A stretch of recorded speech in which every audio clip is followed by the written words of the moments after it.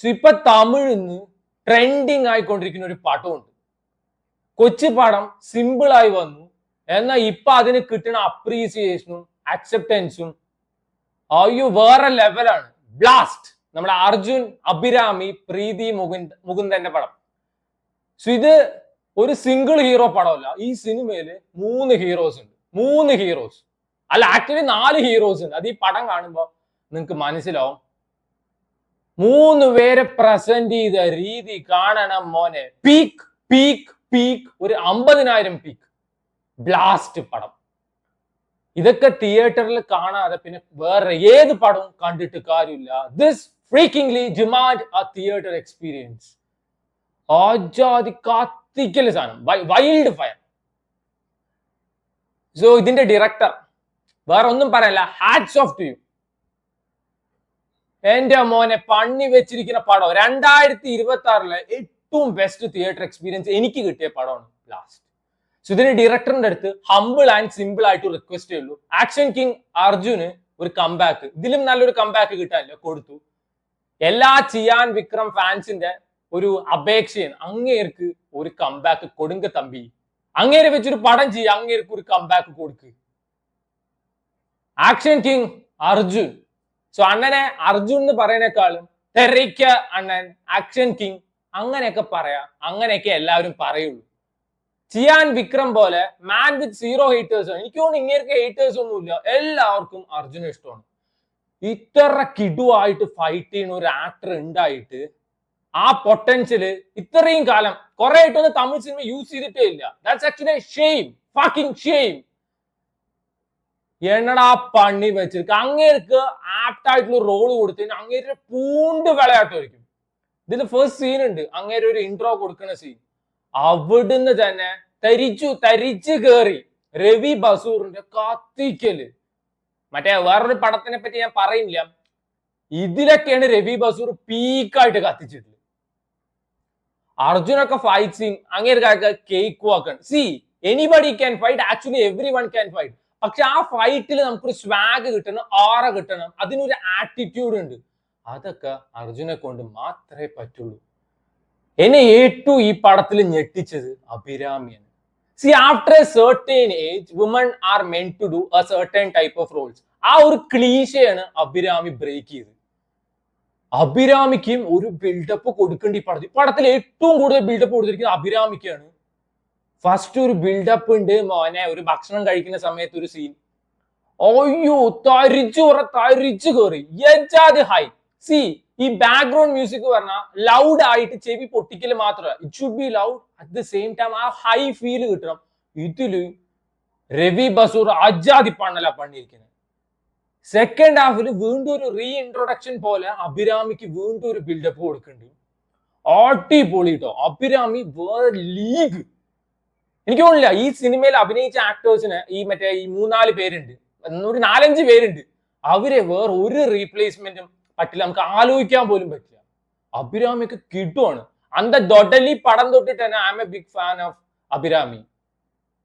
എനിക്ക് ഭയങ്കര ഇഷ്ടമാണ്. ആൾ കിട്ടു ആക്ടറാണ്. അന്തക്കാലത്ത് നിന്ന് ഇന്ത കാലത്തേക്ക് ആ ഒരു ദൊഡലി പടം ഇറങ്ങിയിട്ട് 10-20 കൊല്ലം ഉണ്ടാവില്ലേ, സ്റ്റിൽ ഷീസ് ഡാം ബ്യൂട്ടിഫുൾ. ഈ എമ്മയ്ക്കൊന്നും പ്രായമാവില്ലേ, അത് ഏജ് ഇൻ റിവേഴ്സ് ഗിയർ ആണ്. പ്രീതി മുകുന്ദൻ ക്യൂട്ട്നെസ് മാത്രമാണ് ആ കൊച്ചിന് പറ്റുള്ളൂ എന്നാണ് ഞാൻ വിചാരിച്ചിട്ടുണ്ടായിരുന്നത്. ഇതിലത്തെ ഫൈറ്റ് സീനൊക്കെ പണിയിരിക്കണോ, പെർഫെക്റ്റ്. മറ്റേ നമ്മൾ പറയില്ലേ സ്പോട്ട് ഓൺ സാധനം. നമ്മളെ actually any one can fight, every one can fight. ആ ഒരു ആറ്റിറ്റ്യൂഡും ഓറഞ്ച് സ്വാഗ് ഒക്കെ അതിൽ കൊണ്ടുവരണം. ആൻഡ് പ്രീതി മുകുന്ദൻ കിട്ടു. ആളെയൊക്കെ ഈ മറ്റേ തെലുങ്ക് ഇൻഡസ്ട്രി ഒക്കെ യൂസ് ചെയ്തിരിക്കുന്നതാണ്. ഭയങ്കര ഗ്ലാമറസ് ആയിട്ടുള്ള റോൾസ് കൊടുത്തിട്ട് ആൻഡ് പലപ്പോഴും ക്യൂട്ട്നെസ് റോൾസ് ഒക്കെയാണ്. എന്നാ ഇവര് എനിക്ക് തോന്നുന്നു ആ ടാലന്റ് കണ്ടെത്തിയിട്ട് ഇങ്ങനത്തെ ആപ്റ്റ് ആയിട്ടുള്ള ക്യാരക്ടർ കൊടുക്കണം. I don't really know, but perfect casting. എനിക്ക് തോന്നുന്നു മറ്റേ പ്രീതി മുകുന്ദന് പകരം വേറെ ആരാണെങ്കിലും തൊലഞ്ഞേനെ പടം. അവൾ അടിപൊളിയായിട്ട് ചെയ്തിട്ടുണ്ട്. ഒരു 4ാമത്തെ ഒരാളെ പറ്റിയിട്ട് ഞാൻ പറയില്ല, അത് ഈ സിനിമ കണ്ടു കഴിഞ്ഞാൽ നിങ്ങൾക്ക് മനസ്സിലാവും. അബ്രഹാം പറഞ്ഞിട്ട് ഒരു ക്യാരക്ടർ ചെയ്തൊരു പയ്യനുണ്ട് ഇതിൽ.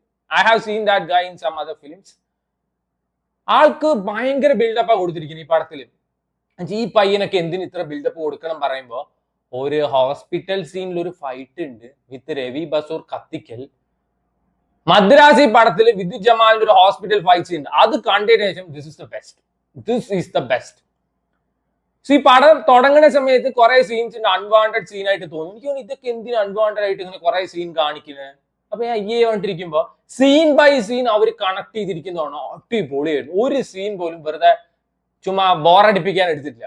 സെക്കൻഡ് ഹാഫിൽ ഒരു സീൻ ഉണ്ട്, അർജുനും ഈ മറ്റേ പ്രീതി മൂന്നിനും കൂടി സ്കൂട്ടറിൽ ഒരു പാലത്തിന്റെ മുകളിൽ കൂടെ പോകണം. ഐ വാസ് ലൈക്ക് ഇതിന്റെ ആവശ്യം എന്ത് ഈ പടത്തിൽ പറയുമ്പോൾ അതിനും ഒരു എക്സ്പ്ലനേഷൻ ഉണ്ട്. ഈ സിനിമയുടെ ഫസ്റ്റ് ഹാഫ് ടുവേർഡ്സ് ഇന്റർവെൽ ഒരു ഫൈറ്റ് സീൻ ഉണ്ട്. അതായത് നമ്മൾ അത് പീക്ക് സാധനം പറഞ്ഞിട്ടിരിക്കുമ്പോ സെക്കൻഡ് ഹാഫിൽ ഒരു ഒന്ന് രണ്ട് ഫൈറ്റ് സീൻ ഉണ്ട്. അയ്യോ, ഈ അടുത്ത കാലത്ത് കണ്ടതിൽ ഏറ്റവും ബെസ്റ്റ്. അതായത് ഈ ദൃശ്യത്തിന്റെയും മോഹിനിയാട്ടത്തിന്റെ ഒക്കെ സെയിം പ്ലോട്ടാണ് ഈ സാധനത്തിന്. ഭയങ്കര സിമ്പിൾ ആയിട്ട് സുഖമായി ജീവിക്കുന്ന ഒരു ഫാമിലി, ആ ഫാമിലിയിലോട്ട് ക്ഷണിക്കപ്പെടാത്ത കുറച്ച് അതിഥികൾ കയറി വരുന്നു. പിന്നെ നടക്കുന്നത് ചരിത്രം. ഈ 3 പടത്തിൽ നടന്നത് പിന്നെ ചരിത്രമാണ്. കിടുപടം.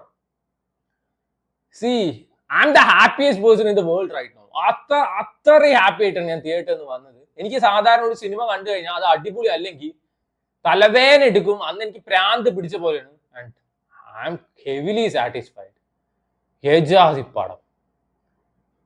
AGS എന്റർടൈൻമെന്റ്സിന്റെ പടമൊക്കെ കുഞ്ഞിയ പടങ്ങൾ, ഇപ്പൊ ലവ് ടുഡേ, ഡ്രാഗൺ, ഇപ്പൊ ബ്ലാസ്റ്റ്, അങ്ങനത്തെ കുഞ്ഞിയ പടങ്ങളൊക്കെ അത്യാവശ്യം ക്വാളിറ്റി സ്റ്റഫ് ആയിരിക്കും. Not speaking about big budget പടം ലൈക്ക് ഗോട്ട് പോലത്തെ പടങ്ങളല്ല, അത് ചിലപ്പോൾ അവരാതായിരിക്കും. But small films like Love Today, Dragon, Blast, കിഡു. അവരുടെ ഒരു ധൈര്യത്തെ സമ്മതിക്കണം. ഇത് ഇങ്ങനത്തെ ഒരു പടത്തിന് ഇൻവെസ്റ്റ് ചെയ്തിട്ട് ഇത് ക്ലിക്ക് ആയില്ലെങ്കിലോ. അതിന്റെ ഡയറക്ടർ അറിഞ്ഞ് പണിയുണ്ട്. രവി ബസൂറിനെ കാട്ടാളനില് നമുക്ക് ഭയങ്കരമായിട്ട് മിസ് ചെയ്തിട്ടുണ്ടായിരുന്നു. അങ്ങേര് തന്നെയാണ് മ്യൂസിക് ഡയറക്ഷൻ ചെയ്തെങ്കിലും അത് അങ്ങേരുടെ ഒരു ലെവൽ എത്തിയിട്ടുണ്ടായില്ല. ഒരു ഭയങ്കര ഒരു ആവറേജ് ആ ഒരു ലെവലേ ഉണ്ടായിരുന്നു. എന്നാ ഇതിലും അങ്ങേര് അറിഞ്ഞ് പണിയുണ്ട് പറഞ്ഞാൽ വൈൽഡ് ഫയർസ് ആണ്. ടു മീ പേഴ്സണലി ഞാൻ ഇത്രയും എൻജോയ് ചെയ്തിട്ട് ഒരു പടം അടുത്ത കാലത്തൊന്നും കണ്ടിട്ടില്ല. എനിക്ക് ഒരു സീന് പോലും ഇതിൽ നെഗറ്റീവായിട്ടോ ഒരാളുടെ പെർഫോമൻസ് പോലും വെറുപ്പിക്കലായി തോന്നില്ല. എത്രയോ സീനിൽ ഞാൻ ഇങ്ങനെ തരിച്ചിരുന്നു. സോ ഇതൊക്കെ മിസ്സാക്കിയിട്ട് വേറെ എന്ത് കണ്ടിട്ടും കാര്യമില്ല. So blast is in theatres near you. എത്രയും പെട്ടെന്ന് പോയിട്ട് കാണാം. മാക്സിമം ഈ യങ് ഓഡിയൻസിനൊപ്പം ഇരുന്ന് കാണാൻ നോക്കുക. ഈ മറ്റേ തന്ത വൈബ് ഉള്ളവരൊപ്പം ഇരുന്ന് കണ്ട ശ്മശാനത്തിൽ ഇരുന്ന് കാണുന്ന ഒരു ഫീലിംഗ് ആയിരിക്കും. ഒരു എന്തൊക്കെ ഹൈ ഉണ്ടെങ്കിലും ഇവർ ഉറക്കം തൂങ്ങിയിരിക്കും. എന്നാൽ പിള്ളേരൊപ്പം കണ്ടുവച്ചാൽ കിട്ടുന്ന ഒരു theatre experience words aren't enough to explain.